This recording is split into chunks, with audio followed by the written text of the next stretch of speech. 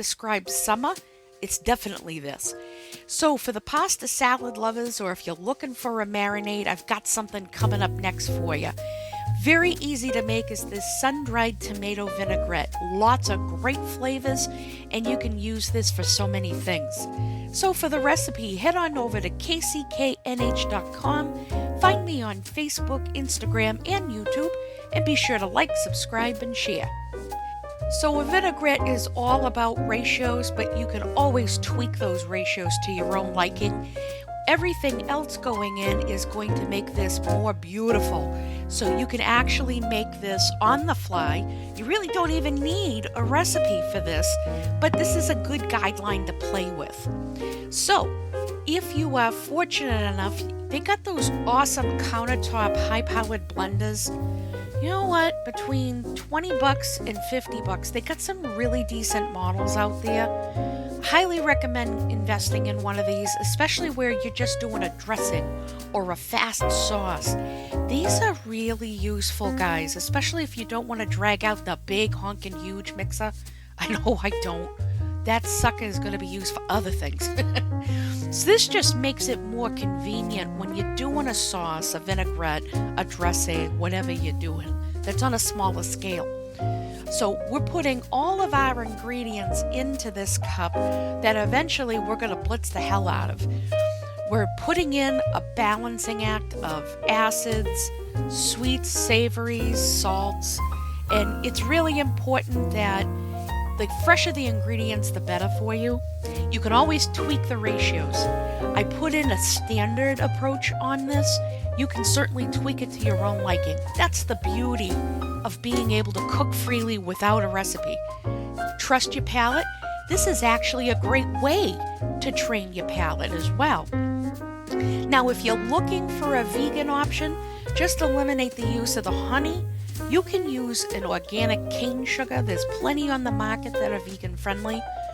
And honest to God, you could put really any fresh herbs you want in this. So many work very well with sun-dried tomatoes. And I love the pungency, I love the savory, the sweet. There's so many elements to a vinaigrette, especially in this one, that really appeals to me. So here we are using fresh thyme. If you're asking yourself, can I just do dried thyme? You could, but you gotta have this sucker sit in the fridge overnight. I'm kind of impatient, to be honest. I do believe in dressings really should have the basic principles of freshness. That's the whole point of trying to keep this as a dressing to start. I do believe in the freshness of fresh herbs, not dried when it comes to a dressing. But of course, whatever's available in your area, you'd make that judgment call. Now I am using an Italian red vinegar. If you can only get red wine vinegar, that's fine. I just happened to stumble upon Italian red the other day and I bought like 10 gallons. I kid you not, because that stuff's wicked good, guys. So now that you've got everything in the cup, get it blended, blitz the hell out of it. We want to make sure it's as smooth as possible. It's not going to be silky smooth because we are working with sun-dried tomatoes. Now, the one key element here that I always wait last, I always taste test the dressing first before I add my kosher salt and my black pepper. I need to make sure that the base of my dressing has been made as best as possible. After that, that's when I will consider kosher salt and black pepper. It's a balancing act. And that is up to you how much you want to use. I'm not giving you totals. You're the only person that knows how much salt and pepper you like, so that's up to you guys.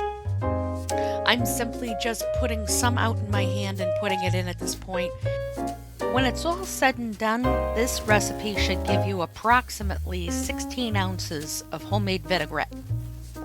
Once everything was all blended up, you figure with this blender, it's going to be a little bit thicker and a little more body to it, but it does separate after a while, so you just have to make sure you shake it up.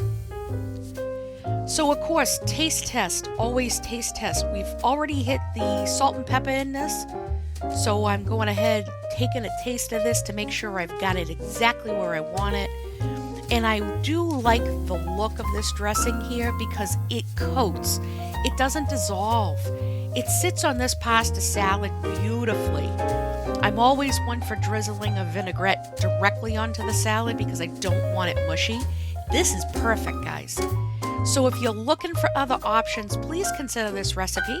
And of course, if you need any help, just reach out. Have fun cooking, guys.